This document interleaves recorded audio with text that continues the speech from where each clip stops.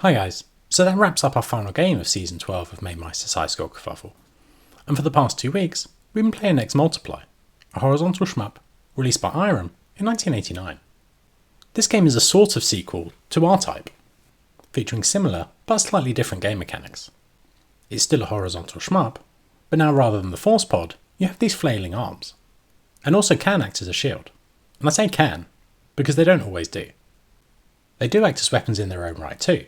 If you hang them over an enemy, it will damage them, which is useful in some situations.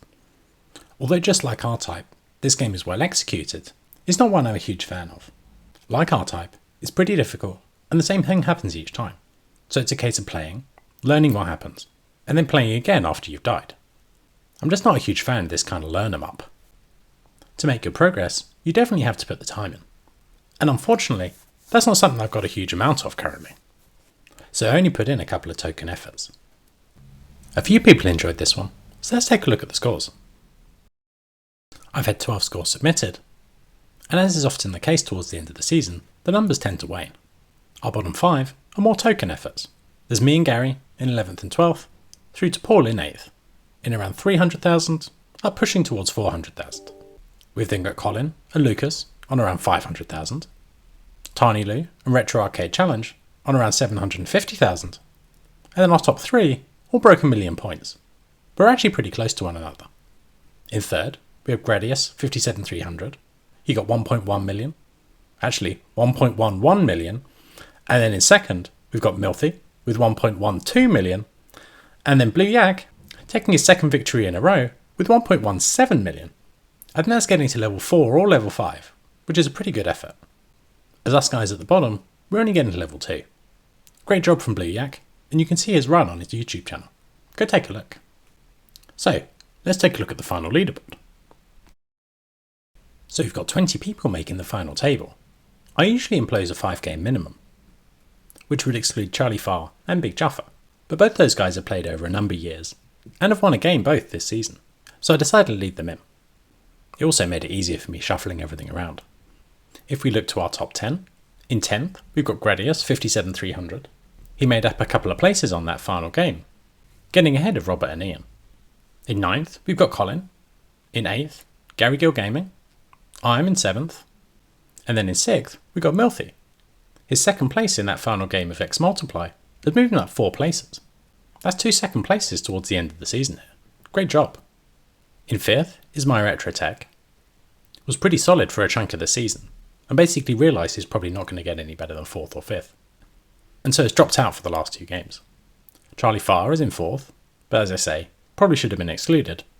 But incredible performance on Gunsmoke and Commando. 2 games he's excellent at. Now, on to our top 3. Paul has taken 3rd. He was very strong at the beginning of the season, taking a win on Kung Fu Master, 2nd place on Sunset Riders, but then dropped away a little towards the end of the season. Even so, probably his best ever season. Great job there. In 2nd place overall, we have Blue Yak. A tremendous finish to the season, after being pretty consistent early on too, taking wins on both Ordine and X Multiply. Him and My Retro Tech had been close, but he's really sprinted to the finish. A well deserved 2nd place there.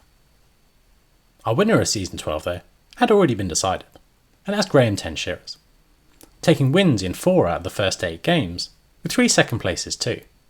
An incredibly solid and consistent performance. The way I've set up the scoring was always meant to reward strong performances rather than consistency, and Graham's been able to drop 3 games and still take the overall win. So after Big Juffer did a Nico Rosberg, and has mostly disappeared this season, it was Graham making a return, taking the victory once again. We all want to see strong performances on the competition, and Graham's been able to do that consistently. So very well done, and that's well deserved. Before I announce the format of the new season, let's take a look at our Champion's Choice game. Although Graham's won the season, he chose to donate his Champion's Choice to Paul, who as we've seen, had a great season. Paul has chosen Dead Connection, released by Taito in 1992. This game is pretty unusual, and there's not a lot of things like it. It also tries to depict more of a story than is typical in an arcade game. At the beginning we see Taito try to present themselves as Taito Film, rather than just Taito, and there's much more of an intro than you might expect for a 1992 game. The game itself is a kind of single-screen arena shooter.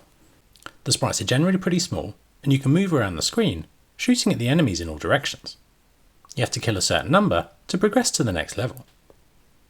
You have a second button to roll, and there are various power-ups that appear throughout the level, giving you weapon upgrades, points, or extra life. This game has a fun dynamic, but I have no idea as to the depth of it. Sometimes games like this seem fun, but then the difficulty ramps up a few levels in, taking away a lot of the desire to keep playing. Fingers crossed this is a good one.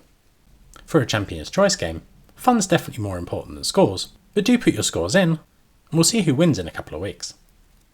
So, a good and interesting choice I think. Let's take a look at what we'll be doing for Season 13. For Season 13, I'd like to broadly keep the same format, but simplify things a little. What I would like from each of you is a single game submission. So that's any arcade game from any year, just not one we've had before. For the games we have played before, Robert maintains a list on Google Sheets. I'll put a link in the description. Still sticking to every 2 weeks, for the people that played in the previous game, I'll put your game into the selector. Once your game's been chosen, you'll be off the wheel. However, if you win a game, you'll get another choice. I also don't want any single game appearing more than once, so if you take a win, but your game hasn't come up already, you'll have to choose another one. So you get 2 slots on the wheel, but it'll be 2 different games. This makes things a little bit easier on my end, but hopefully it's fairly easy to understand too. If you guys can all put some excellent games in, hopefully we'll have a great season. So I hope you all enjoy playing a bit of Dead Connection, and I'll be back in a couple of weeks to kick off the new season. See you then.